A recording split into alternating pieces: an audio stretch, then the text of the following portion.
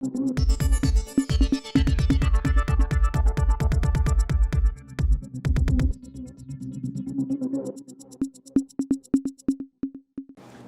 இது news focus Tamil.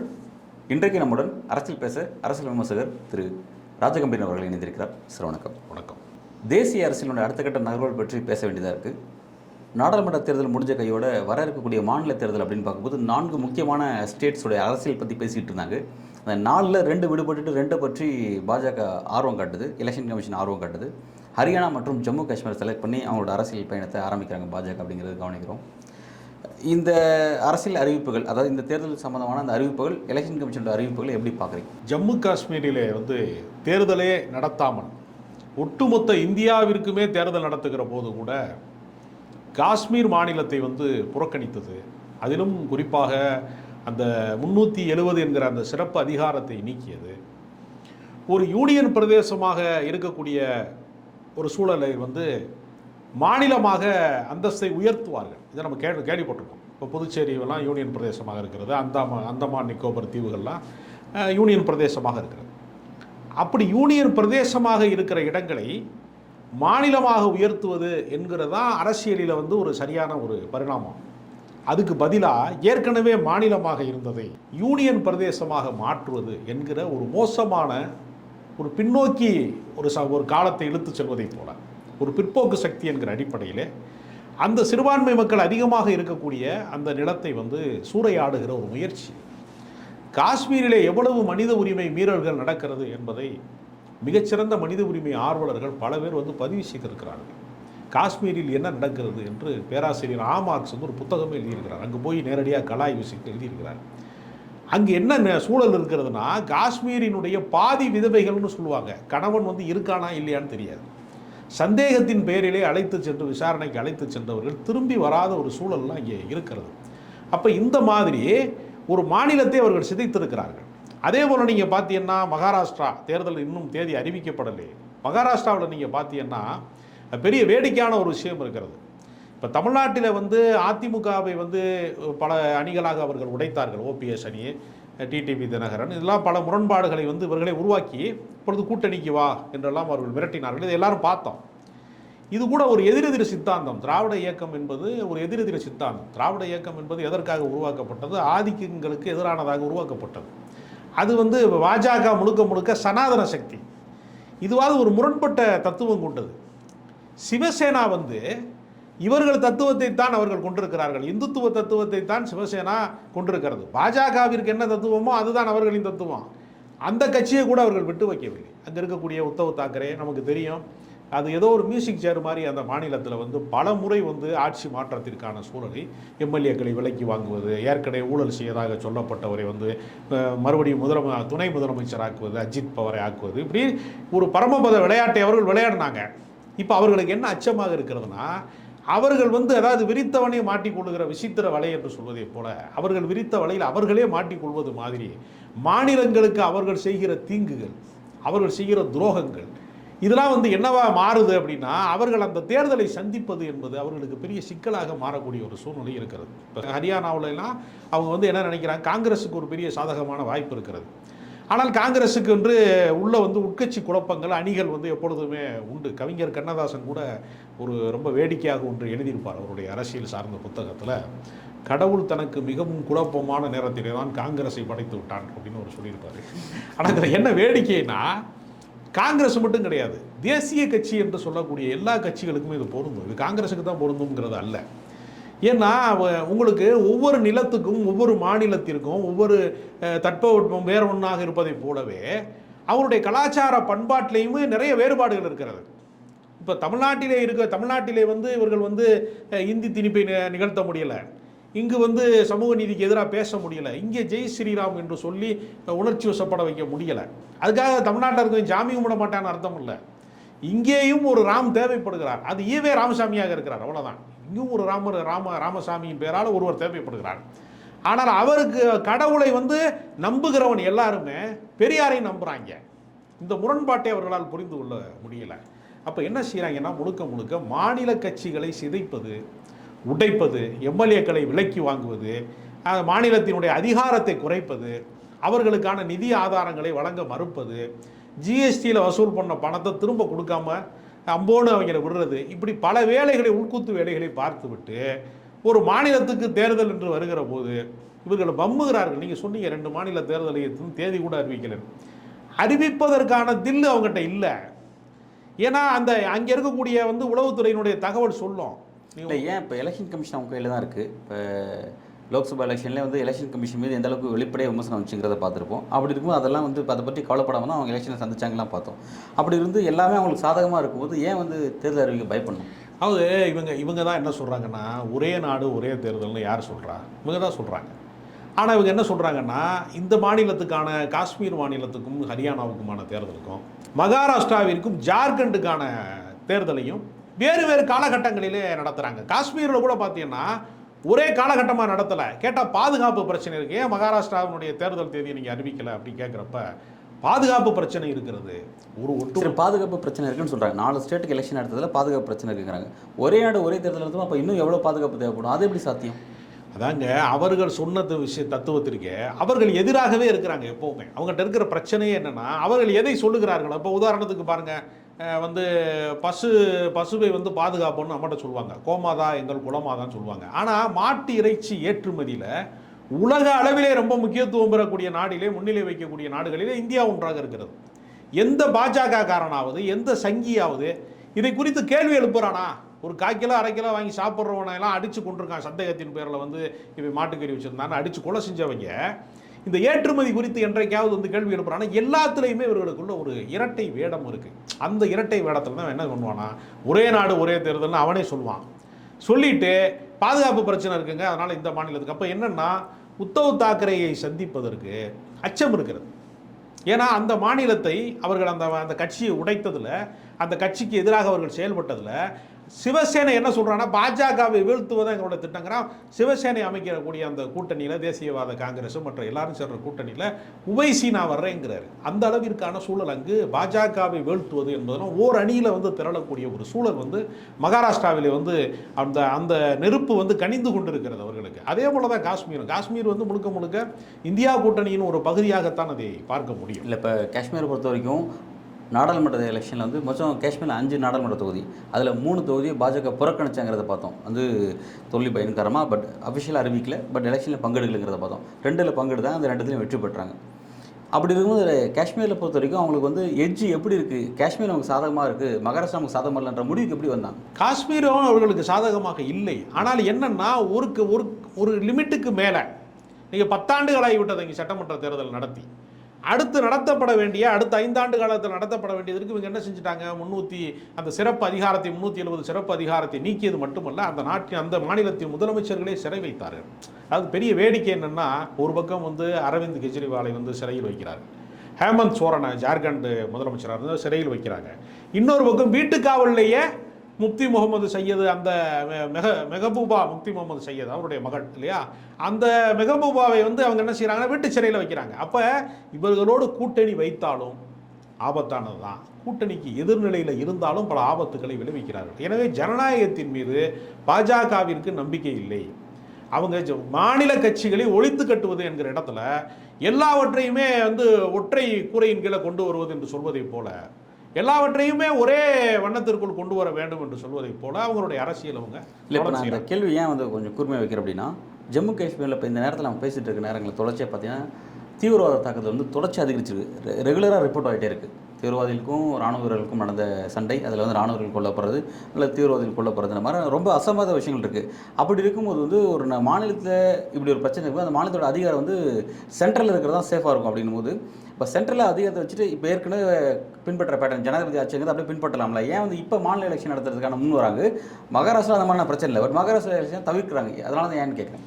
அது எப்பொழுதுமே ஒரு வன்முறை நிகழ்கிறது அப்படின்னாலே, அது எந்த இடத்துல நிகழ்ந்தாலும் சரி, அது பழங்குடியின மக்களுக்கு நடுவில் நடந்தாலும் சரி, மணிப்பூரில் நடந்தாலும் சரி, ஒரு வன்முறை நிகழ்கிறது அப்படின்னாலே அங்கு நீதி மறுக்கப்படுகிறது, ஏதோ ஒரு தரப்பு தங்களுக்கான நீதி மறுக்கப்படுகிறது என்கிற கோபம் வருகிற போது தான் அது வன்முறையாக வெடிக்கிறது. அப்போ அந்த பிரச்சனையை தீர்வு செய்வதற்கு முயற்சி செய்யாமல் இராணுவத்தை குவிப்பது, துணை இராணுவத்தை குவிப்பது, காவல்துறையை அதிகப்படுத்துவது என்று சொல்வதன் வழியாக நிரந்தரமான தீர்வை உருவாக்க முடியுமா என்கிற கேள்வி இருக்கிறது. சிறப்பதிகாரத்தை நீக்குகிற போது கூட என்ன சொன்னாங்க, நாங்கள் வந்து வன்முறையை முச்சம் ஒழிச்சிருவோம், நாங்கள் தீவிரவாதத்தை ஒழிச்சிருவோம் நாங்கள். இப்போ நீங்கள் என்ன சொல்கிறீங்க, தீவிரவாதம் வெடிக்கிறதுன்னு சொல்கிறீங்க. அப்போ இந்த சமகாலத்தினுடைய இந்த அப்டேட் இருக்கு இல்லையா, தீவிரவாதம் வெடிக்கிறது, அப்போ இவர்களுடைய அரசு வந்து கையாளாகாத அரசு. இவர்கள் கடந்த முறை என்ன சொல்லுவாங்க, காங்கிரஸ் வந்து அதை செய்ய தவறிடுச்சு. ஏன்னா நம்மளோட அதுக்கு ஒரு நீண்ட வரலாறு இருக்கிறது. அந்த மக்கள் வந்து விடுதலை ஆகிற காலத்தில் சுதந்திர காஷ்மீர் வேண்டுமா, இந்தியாவோடு இருக்க வேண்டுமா, பாகிஸ்தானோடு இருக்க வேண்டுமா என்பதை அந்த மக்களே முடிவு செய்வார்கள் என்பதற்கு வந்து ஐநா பொதுவாக்கெடுப்பு நடத்தப்பட வேண்டும் என்பதுதான் அதனுடைய கோரிக்கை. அதற்காகத்தான் இந்தியாவோடு இருப்பது பாகிஸ்தானோடு இருப்பதை விடவும் சிறப்பாக இருக்கும் அப்படிங்கிற ஒரு கருத்தின் அடிப்படையில் அவங்க இந்த பக்கம் வந்திருக்காங்க. அப்போ இந்தியா அவர்களை பாதுகாக்கணும், அந்த மாநில மக்களினுடைய உணர்வுகளுக்கு மதிப்பளிக்கணும், பாதுகாக்கணும். அங்கு வந்து 2 வகையான காஷ்மீர் இருக்கிறது, பாகிஸ்தான் ஆக்கிரமிப்பு காஷ்மீர் இருக்கிறது, இந்தியா ஆக்கிரமிப்பு காஷ்மீர் என்று அவர்கள் கருதக்கூடிய சூழல் இருக்கிறது. அப்போ இந்த பிரச்சனையை பேச்சுவார்த்தையின் மூலமாக தீர்ப்பதற்கு பதிலாக, ஜனநாயகத்தில் வந்து நம்பிக்கை ஊட்டுவதற்கு பதிலாக துப்பாக்கி முனையிலே வந்து சில இளைஞர்களை கொள்வதன் வழியாக இதற்கு தீர்வு வந்துவிடும் என்று அவர்கள் நம்பிக்கொண்டே இருக்கிறார்கள். வன்முறை முடிவற்றதாக போய்கொண்டே இருக்கு. யார் வன்முறை ஆதரிக்கிறாங்கன்னு சொல்லி சொல்றீங்க? பாஜக வந்து எதிர் நிலைப்பாட்டை உருவாக்குகிறது. ஏற்கனவே காங்கிரஸ் என்ன நிலைப்பாட்டை எடுத்ததோ அதை விட ஒரு தீவிரமான நிலைப்பாடு. அங்கே என்னன்னா, அந்த சிறப்பதிகாரம் அவர்களுக்கு 370 பிரிவு இருக்கும்போது அங்கே யாரும் நிலம் வாங்க முடியாது அப்படிங்கிற சூழல் இருந்தது. அந்த மாநில மக்களுக்கான உரிமையாக அது இருந்தது. இவங்க என்ன செஞ்சாங்கன்னா, கார்ப்பரேட் நலன்களுக்காக யார் வேண்டுமானாலும் அங்கே நிலம் வாங்கலாம். சங்கிகள் கூட சொன்னான், தமிழ்நாட்டில் இருக்க பல சங்கிகள்லாம், நான் கூட காஷ்மீரில் போய் நிலம் வாங்குவேன்னு பல சங்கிகள் வந்து சொன்னான். வேடிக்கை என்னென்னா, பல பேர் சொந்த கிராமங்களில் இருக்கிற நிலங்களில் விவசாயம் பண்ண முடியாமல் மாநகரங்களில் பிழைப்பு தேடி வர்றான். அந்த ஊரில் இருக்கிற நிலத்தையே அவனால் பாதுகாக்க முடியல. கிராமங்களில் இருந்து இங்கே நகர்ப்புறங்களுக்கு நகரமயமாக்கல்ல மாறிக்கிட்டே இருக்கான். வாழ்க்கை இதை வந்து ஜீவனாம்சத்துக்காக வேண்டி தேடிக்கிட்டு இந்த பக்கம் வந்திருக்கான்.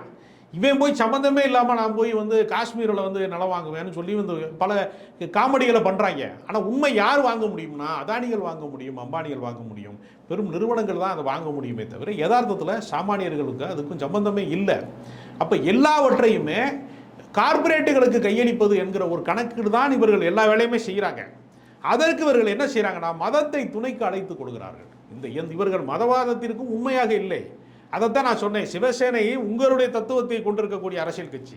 அங்கு உங்களால் ஏன் வந்து அவர் அந்த கட்சியை எதுக்காக நீங்கள் உடைக்க வேண்டும்? எங்களுடைய பயணப்பட்ட எங்களுடைய ஐடியாலஜியை பின்பற்றக்கூடிய சிவசேனா எதுக்காக எங்களை விட்டுட்டு எங்களுக்கு எதிராக காங்கிரஸில் போய் கூட்டணி வச்சு ஆட்சி அமைச்சார், அதனால தான் நான் கவுத்தோம் அப்படிங்கிறாங்க பாஜக. இதெல்லாம் அரசியலிலே வந்து அவர்களுக்கு என்று ஒரு தனி, அவர்களுடைய கட்சிக்கு யாரோட கூட்டணி போக வேண்டும் என்பதற்கான ஜனநாயக உரிமை அவர்களுக்கு இருக்கிறது. ஆனால் இப்போ நீங்கள் அவங்க எதில் போனதான் நீங்கள் கேள்வி கேட்குறீங்களா, ஏன் அங்கே போனாங்க? அவங்களுக்கு என்னன்னா, அவர்களுக்கு தத்துவம் முக்கியம் இல்லை, அவர்களுக்கு அதிகாரம் தானே. இவ்வளவுதான் நம்ம போக வேண்டாம், சிவசேனை வரைக்கும் நம்ம போக வேண்டாம். பாஜகவுக்கு உள்ள இருக்கக்கூடிய உள்குத்து காரணமாகத்தான் யோகி ஆதித்யநாத்துக்கு எதிரான வேட்பாளர்களை நிறுத்தி தான் உத்தரப்பிரதேசத்தில் பெரும்பான்மை இழந்திருக்கிறாங்க. அதற்கு என்ன காரணம் அப்படின்னு நீங்கள் பார்த்தீங்கன்னா, ஏன் பைசாபாத்தில் அயோத்தி இருக்கக்கூடிய அந்த பைசாபாத் தொகுதியிலையும் அதை சுற்றி இருக்கக்கூடிய 5 நாடாளுமன்ற தொகுதியிலும் அவர்கள் ஏன் தோற்று போனார்கள் என்பதற்கான ஆய்வு பண்ணுகிற போது அது முழுக்க முழுக்க உட்கட்சி அரசியலினுடைய பூசல் தான் காரணமாக இருக்கிறது என்கிற கருத்து வருகிறது. அப்போ இவர்களுக்குள்ளேயே இவர்கள் ஒரே அணியை போல தோற்றமளித்தாலும் அடிப்படையில் வந்து அவர்கள் அப்படி இல்லை. அதற்குள்ள வந்து நிறைய உள்ளரசியல் இருக்கிறது. பாஜகவை பொறுத்தவரையில் இந்த 4 மாநில தேர்தலிலே வெற்றி பெறுவதற்கான சாத்தியங்கள் காஷ்மீரில் நிச்சயமாக கிடையாது, மகாராஷ்டிராவிலும் கிடையாது, ஜார்க்கண்ட்லையுமே அவர்களுக்கு வந்து மிக மோசமான அந்த முதலமைச்சரை கைது செய்ததிலிருந்து பல்வேறு வழக்குகளில் இது பண்ணதிலிருந்து ஒரு அதிருப்தியை தான் அவர்கள் உருவாக்கி வைத்திருக்கிறார்கள். எனவே ஜனநாயக பூர்வமாக இவர்கள் எந்த மாநிலத்திலையுமே வெற்றி பெறுவதற்கான சாத்தியக்கூறுகள் வந்து ஹரியானாவை காங்கிரஸுக்கான ஆதரவு அலைகள் அதிகமாக இருக்கிறது. எனவே 4 மாநிலங்களிலேயுமே பாஜக தோல்வி முகம் காணப்போகிறது என்பது தான் அந்த தேர்தலை தள்ளி வைப்பதற்கான உத்தியாக நான் பார்க்கிறேன். மோடி பெரும்பான்மை இழந்த பிறகு இந்த 2024 எலெக்ஷனுடைய ரிசல்ட் வந்ததுக்கு பிறகு மாநிலங்கள் தான் இனிமேல் வந்து ஒன்றியத்தில் இருக்கக்கூடிய ஆட்சியுடைய வலுவை தீர்மானிக்க போகுது அப்படிங்கிற மாதிரி இந்தியாவுடைய அரசியல் பேட்டர்னே மாறக்கூடிய ஒரு விஷயத்தை பார்க்க முடியுது. மோடி வந்து பெரும்பான்மை இருந்தபோது 303 இருந்தபோது டெல்லியில் உட்காந்துட்டு மாநிலத்தில் இருக்கிற அரசியல் அவர் முடிவு செஞ்சுட்டு இருந்தார். பட் இந்த 24 எலெக்ஷனுக்கு பிறகு மாநிலங்கள் வந்து சென்ட்ரலில் இருக்கிற ஆட்சியை முடிவு செய்யக்கூடிய ஒரு டைமென்ஷன்ஸ் மாறி இருக்குங்கிறாங்க. அப்படி இருக்கும்போது நீங்கள் குறிப்பிட்ட மாதிரி 4 மாநில தேர்தல் தோல்வி அப்படிங்கிறது 4ல் 2 ஸ்டேட்டில் வந்து பாஜக ஆட்சியில் இருக்காங்க, ஹரியானாலையும் மகாராஷ்டிரா ஆட்சியில் இருக்காங்க. தோத்துட்டாங்கன்னா அது மோடியோட நாட்கள் எந்த அளவுக்கு பாதிக்கும்? நிச்சயமாக மோடி இமேஜ் என்பது வந்து ஒரு போலியாக கட்டமைக்கப்பட்ட இமேஜ் என்பதனால அது ஏற்கனவே வீழ்ச்சியில் தான் இருக்கிறது. இந்த 4 மாநிலங்களிலேயுமே அவர்கள் தோல்வியை காணுகிற பட்சத்தில் மோடியை வைத்துக்கொண்டு நீங்கள் பாஜக அரசியல் செய்ய முடியாது என்கிற நிலைமையே அது உருவாக்கும். அதனால் நீங்கள் சொன்ன மாதிரி மாநில கட்சிகளின் தயவில் தான் சொந்த காலில் நிற்க முடியாமல் பந்த காலில் நிற்பதை போல தான் இந்த பக்கம் பீகாரும் ஆந்திர பிரதேசமும் கொடுக்கக்கூடிய ஆதரவில் தான் நிதிஷ்குமாரும் சந்திரபாபு நாயுடும் கொடுக்கக்கூடிய ஆதரவில் தான் இந்த ஆட்சி இப்பொழுது நின்று கொண்டிருக்கிறது. எனவே இது எப்பொழுது வேண்டுமானாலும் அவர்கள் ஆதரவை விலக்கிக் கொள்ளக்கூடிய ஒரு முரண்பாடு தோன்றும் என்று சொன்னால் இவர்கள் ஆட்சியினுடைய நிலைமை என்னவாகும் என்கிற அச்சத்தில் தான் அவர்கள் இருப்பார்கள். இல்லை, ஆட்சி கவலைமன்ற ஒரு கேள்வி இருக்குது. ஏன்னா வகுப்பு விஷயத்தில் கை வச்சாங்க பாஜக. அதே மாதிரி யூனிஃபார்ம் சிவில் கோடு நான் கொண்டு வர போகிறேன், தற்போது இருக்கிறது மதவாத சிவில் கோடாக இருக்குது, நான் செக்குலர் சிவில் கோடு கொண்டு வர போகிறேன்னு அவர் பேசுகிறார். பெரியளவான எதிர்ப்பு நாயுடு கிட்ட இருந்தோம் நிதிஷ் கிட்ட பெரியளவில் வரல. ஜஸ்ட் ஒரு அறிக்கை தான் வராங்க தவிர நாங்கள் ஆதரவு திரும்ப பெற போகிறோம் அப்படின்ற மாதிரி அறிக்கை எதுவும் வரலையே. அப்படி இருக்கும்போது எப்படி இந்த ஆட்சிக்கு பாதுகாப்பு இல்லைங்க? அதாவது இது தொடக்க காலம். இப்பொழுதுதான் அவர்கள் ஒரு மாநில அரசின் தயவில் இவர்கள் தொடங்கி இருக்கிறார்கள். அவர்களுக்கும் சில ஆதாயங்கள், அரசியல் ஆதாயங்களை அனுபவிக்காமல் தடார் என்று அவர்கள் ஒரு நாளில் எடுக்க மாட்டாங்க. அப்போ அவங்க என்ன செய்வாங்கன்னா, இவர்கள் மூலமாக வர வேண்டிய அரசியல் ஆதாயங்களை ஆந்திர பிரதேசமோ பீகாரோ பெற்றுக்கொண்டதற்கு பின்னால் ஒரு நெருக்கடி பின்னாடில் தான் தோன்றும். இது அரசியலில் இது ஒரு தேனிலவு காலம். இப்பொழுது நெருக்கடி கிடையாது. இப்போ இது பாஜக கோர் அஜெண்டா, நிதிஷ்கோ அல்லது நாயுடுக்கோ அவங்களுக்கு கோர் அஜெண்டா கிடையாது. அவங்க இஸ்லாமிய வாக்குகளும் பெற்று தான் அவங்க இந்த இடத்துக்கு வந்திருக்காங்க. பாஜக மட்டும் இஸ்லாமியர் அல்லாத வாக்குகளை பெற்று இந்த இடத்துக்கு வந்திருக்காங்க. அப்படி இருக்கும்போது அவங்க நெருக்கடியாக இது ஃபீல் பண்ணலையா? இது நெருக்கடி. இப்போ நான் கடந்த காலங்களில் சொல்கிறேன், கடந்த காலங்களில் அதிமுக எல்லா கருப்பு சட்டங்களையும், பாஜக கொண்டு வந்திருக்கிற எல்லா கருப்பு சட்டங்களையும், வேளாண்மை திருத்த சட்டமாக இருக்கலாம், குடியுரிமை திருத்த சட்டமாக இருக்கலாம், எல்லா சட்டங்களையும் கண்மூடி கொண்டு ஆதரித்தார்கள்ல. முத்தலாக்கு தடை சட்டம்லாம் அவங்க கண்மூடி கொண்டு ஆதரித்தாங்கல்ல. இன்றைக்கு அவர்கள் என்ன நிலைப்பாட்டை எடுத்திருக்கிறார்கள்? அந்த நிலைப்பாட்டுக்கு நேர் எதிரான நிலைப்பாட்டில் இந்த கட்சி சேர்ந்திருக்கிறது. இன்றைக்கு அவர்கள் அதிகாரத்தில் இல்லை என்றாலும் இந்த நிலைப்பாட்டை தான் மாநில கட்சிகள் எடுக்கும். அதிகாரத்தில் இருக்கிற போதே எடுக்க வேண்டும் என்பதுதான் சரியான போக்காக இருக்க முடியும். ஆனால் நிச்சயமாக அதற்கான எதிர்குரலுக்கு அவர்கள் உள்ளுக்குள்ளே புகைந்து கொண்டிருப்பார்கள். ஏன்னா அந்த கட்சிக்குள்ளே இருக்கக்கூடிய சிறுபான்மை வாக்கு வங்கி என்பது அவர்களுக்கு அடிபடும் போது நிச்சயமாக ஒரு மாற்று முடிவை அவர்கள் எடுப்பார்கள். இது தொடக்க நிலை என்கிற காரணத்தினால கொஞ்சம் மௌனமாக, கள்ள மௌனமாக கடந்து போகிறார்கள். ஆனால் இது நிரந்தரமாக நீடிக்கும் என்று சொல்ல முடியாது. அரசியலில் எப்பொழுது வேண்டுமானாலும் ஒரு பூகம்பம் வெடிக்கலாம். அதற்கான சாத்தியங்கள் இருக்கிறது. வக்ஃப் வாரிய சட்டத்தை திருத்த சட்டத்தை நாடாளுமன்ற நிலைக்குழுக்கு அனுப்ப வேண்டிய சூழல் வந்திருக்கிறதுல. முன்னாடி அவர்கள் பழைய மிருக பலத்தோடு இருந்திருந்தால், பெரும்பான்மை பலத்தோடு இருந்திருந்தால் அவர்கள் சட்டமாக்கி இருப்பார்கள். இன்றைக்கு அதற்கான எதிர்ப்பு வலுவாக இருக்கிறது. இப்போ எதிர்க்கட்சிகள் ஜனநாயக பூர்வமாக மிக ஒரு வலிமையான ஒரு இடத்தில் இருக்கிறது என்பதை தான் அது காட்டுகிறது. இப்போ நிதிஷ் நாயுடுனுடைய ஆதரவுங்கிறது மோடிக்கு கண்டினியூவாக கிடைக்காது அப்படிங்கிறத பதிவு பண்ணுறீங்க. அதே போல் மாநிலங்களில் அவருக்கு தோல்வி தொடர்ச்சியாக இருக்க போகுது அப்படிங்கிறத பதிவு பண்ணுறீங்க. அப்படி இருக்கும்போது இந்த விஷயங்கள்லாம் அப்படி அவரை சுற்றி இருக்கும்போது அவர் இந்த 5 விஷயத்தை எப்படி கண்டினியூ பண்ண போகிறார்? என்ன விஷயம், என்ன அவருக்கான பாசிட்டிவ்? நிச்சயமாக 5 ஆண்டு காலத்தை பூர்த்தி செய்வதற்கான சாத்தியங்கள் மிக மிக குறைவு. அது அவர்களுக்கே தெரியும். இந்த வெற்றி என்பது அவர்களை பொறுத்தவரையில் இது சொர்க்கம் என்று அவர் சொல்ல முடியாமல் திரிசங்கு சொர்க்கம் என்று சொல்வதைப் போல நடுவழியில் தொங்குற ஒரு அதிகாரம் தான் இது. அப்போ இவங்க என்ன செய்கிறாங்கன்னா, இந்த வாக்கு வங்கி, இந்துத்துவா என்கிற விஷயத்தை அவர்கள் தொடர்ச்சியாக பேசி வருகிறார்கள். அந்த வாக்கு வங்கியை உசுப்பேத்தி விடுறதுக்காக, சங்கிகள் சோர்ந்து விட்டார்கள், மோடி இமேஜ் விழுந்து விட்டது என்பதற்கான அதை உசுப்பேத்துறதுக்காகத்தான் அவங்க என்ன பண்ணுறாங்கன்னா வக்ஃப் வாரிய திருத்த சட்டம் கொண்டு வர்றாங்க. பொது சிவில் சட்டம் அவங்களுடைய நீண்ட நாள் கோரிக்கை தானே அதை அவங்க கொண்டு வராங்க. ஆனால் இதெல்லாம் நடைமுறை சாத்தியப்படுத்த முடியுமா என்ற ஒரு கேள்வி இருக்குது. இப்போ நான் ஒரு உதாரணம் ஒன்று சொல்கிறேன். இப்போ முத்தலாக்கு தடை சட்டம் வச்சுருக்காங்கல்ல, அது எப்போ நடவடிக்கைக்கு வரும்? இப்போ ஒரு இஸ்லாமிய பெண்ணும் ஆணும் அவங்களுக்கு கூட மன முடிவு ஏற்பட்டு முத்தலாக்கு சொல்லிட்டாங்க. அவங்க ஜமாத்தில் பேசி அவர்கள் பிரிந்து கொண்டார்கள்னு வச்சுங்க, எந்த பிரச்சனையும் வராது. அது காவல் நிலைய புகாராகி நீதிமன்றத்துக்கு போனாதான் நீங்கள் போட்டு வச்சிருக்கிற சட்டத்தின் வழியாக தண்டிக்க முடியும். அப்போ அது சட்டத்தில் குற்றப்பதிவே ஆகாமல் போயிடுச்சுன்னா என்ன பண்ண முடியும்? இப்போ தீண்டாமை ஒழிப்பு வச்சு நம்ம சட்டத்தில் வச்சிருக்கோம். ஜமாத்தில் அந்த பெண்ணுக்கு அநீதி நிலைக்கப்பட்டிருக்கு அப்படின்னா அந்த பெண்ணு ஆட்டோமேட்டிக்காக நமக்கு கோர்ட் ரிலீஃப் கிடைத்திருக்கு. ஏன்னா சட்டம் வந்திருக்கு, அதனால கோர்ட்டுக்கு போகணும்னு சொல்லி போக மாட்டாங்க. அதான் சிக்கலிங்க. என்ன காரணம்னா, அந்த சமூகத்தினுடைய கட்டமைப்பில் அவங்க நீதிமன்றத்துக்கு போய் நெடுங்காலம் போராடி அவனை பழிவாங்கிறதுக்கு பதிலாக நம்ம பேசி தீர்த்து கொள்ளலாம் என்கிற இடத்துல தான் 99% இஸ்லாமியர்கள் அந்த முடிவுக்குள்ளே போகிறதுனாலேயே இவன் போட்டிருக்கிற சட்டங்கிறது நடைமுறையில் நீர்த்து போயிடும். நான் இதை புரிதலுக்காக சொல்கிறேன். இப்போ தீண்டாமை ஒழிப்பு சட்டங்கள் இருக்குது, நடைமுறையில் தீண்டாமல் இருக்கா இல்லையா? இருக்கு. அப்போ ஏன்னா இது குற்றப்பதிவே ஆகிறது இல்லை. இப்போ நீங்கள் நிறையா சிக்கல் இருக்குது. பொது சிவில் சட்டம் என்பதையெல்லாம் நீங்கள் நடைமுறைப்படுத்தவே முடியாது. ஏற்கனவே தமிழ்நாட்டில் ஆடு கோழியை வெட்டக்கூடாது அப்படின்னு மதமாற்ற தடை சட்டம்லாம் கொண்டு பார்த்தாங்க. இதெல்லாம் பொது சிவில் சட்டத்தினுடைய ஒரு அம்சம் தானே. இது தானே சொல்ல வரான், மதம் மாற்றக்கூடாது, நீ இஸ்லாமியர் சொத்தை அவன் வாங்கக்கூடாது, அவன் சொத்தை இவன் வாங்கக்கூடாது, இதெல்லாம் பேசுகிறான். நடைமுறையில் இது சாத்தியப்படுமா அப்படிங்கிற ஒரு கேள்வி இருக்கிறது. இப்போ நான் இவனா சொல்கிறான், லவ் ஜிகாத் பண்ணுறாங்கன்னு இவனா சொல்கிறான். இது 2 பேர் சம்மந்தப்பட்ட விஷயம். 2 பேருக்கான பிரிவுக்குள்ளே போய் இவன் சட்டப்பிரிவை வச்சு வழக்கு போடுறது அப்படிங்கிற ஒரு விஷயத்த காதலர்களுக்குள்ளே பேசி தீர்த்துட்டாங்கன்னா முடிஞ்சு போச்சு. அப்போ இவன் போடுற எல்லா சட்டமுமே, கருப்பு சட்டம் எல்லாமே யதார்த்தமாக குப்பை தொட்டிக்கு போயிடும். ஏற்கனவே பல கருப்பு சட்டங்களை பார்த்துட்டான். தடா சட்டம் எங்கே போச்சு, புடா சட்டம் எங்கே போச்சு, அது போகிற இடத்துக்கு தான் இது போக போகுது. அதனால் இவன் ஒரு தோற்றத்தை காட்டிக்கிட்டே இருப்பான் திரும்ப திரும்ப. அவனுக்கு என்னென்னா, வங்கதேசம் மாதிரி வேலைவாய்ப்பின்மை பிரச்சனை, ஒரு 45 கோடி இளைஞர்களுக்கு இங்கே வேலை இல்லை. 84% இளைஞர்கள் வந்து வாழ்க்கையினுடைய அடுத்த கட்டத்தை வாழ முடியாமல் இருக்கான். அன்றாட வாழ்க்கையினுடைய தீர்வுகளுக்கு உத்தரவாதமே இல்லை. நீங்கள் கார்ப்பரேட் நிறுவனங்களில் ஒரே ஒரு மெயில் அனுப்பி வேலையை விட்டு தூக்கிடுறான். வாழ்க்கைக்கு உத்தரவாதம் இல்லாமல் இருக்கிற இவனை பூரா மதவாத நோய் பிடித்தவனாக, ஒரு வன்மம் கொண்டவனாக, சிறுபான்மை மக்களுக்கு எதிரான வெறுப்புணர்வை மட்டுமே உசுப்பேத்தி ஒரு அரசியலை நடத்தலாம்ங்கிறத இவங்க திட்டம். வங்கதேசம் போல ஒரு பெரிய கிளர்ச்சி வரும் என்றால் அகதியாக அலைய வேண்டி வரும். இன்றைக்கு அதிகாரத்தில் இருக்கிறவன் எவனாக இருந்தாலும் சரி, இவெல்லாம் அகதியாக அலைய வேண்டி வரும். தஞ்சம் போக வேண்டிய சூழல் வரும். இளைஞர்கள் விழித்து கொண்டால் இவர்களுடைய வீழ்ச்சி தொடங்கிவிடும். கடைசியாக வந்து இளைஞர்கிட்ட தான் அந்த வாய்ப்பு இருக்குது, அவங்க விழித்தா தான் இந்த விஷயத்தை சரி பண்ண முடியுன்றது குறிப்பிட்டிருக்கீங்க. இன்றைக்கு இருக்கிற இளைஞர்களுக்கான அந்த எதிர்பார்ப்பு, அவங்களோட தேவைக்கான அரசியல் எதிர்கட்சி எந்த அளவுக்கு ஃபுல்ஃபில் பண்ணுறான்னு பார்க்குறீங்க? இப்போ அரசு வந்து எத்தனையோ வாக்குறுதிகளை வந்து சொல்லியிருக்கு. ஆண்டுக்கு 2 கோடி பேருக்கு வேலை கொடுப்போங்கிறதுலாம் பாஜகவினுடைய இதுதான். அப்புறம் அவங்க சொன்னதே அவங்க இல்லைன்னு பல முறை மறுத்துருக்குறாங்கப்பா. நாங்கள் கருப்பு பணத்தை ஒழிப்போம்னு சொன்னாங்க, 15 லட்சம் அக்கௌண்ட்டில் போடுவேன்னாங்க. இதெல்லாம் பேசி நமக்கு செழிச்சு போச்சு. அவர்கள் சொன்ன பொய்களையே அவர்கள் திரும்ப மறுத்துருக்குறாங்க. அப்போ நடைமுறையில் வாழ்வியல் சார்ந்த அன்றாட வாழ்க்கை சார்ந்த விஷயங்களை ஒரு கவுன்சிலர் தேர்ந்தெடுத்தால் கூட, நம்ம தெருவில் சாக்கடை அடைக்கக்கூடாது, குடி தண்ணி வரணும், ரேஷனில் ஒழுங்காக இது போடணும், சாலை வசதி வேணுங்கிறதுக்கு தான் கவுன்சிலர் ஓட்டு போடுறான். உலகத்திலேயே சாமியை நான் காப்பாற்றுறேன், சாமி உன்னை காப்பாற்றாதுன்னு சொல்கிறவன் தான் சங்கி. கடவுள் என்னை காப்பாற்றுவான்னு சொன்னால் அவன் பக்தன். கடவுளை நான் தான் காப்பாற்றுவேன்னு சொன்னால் அவன் சங்கி.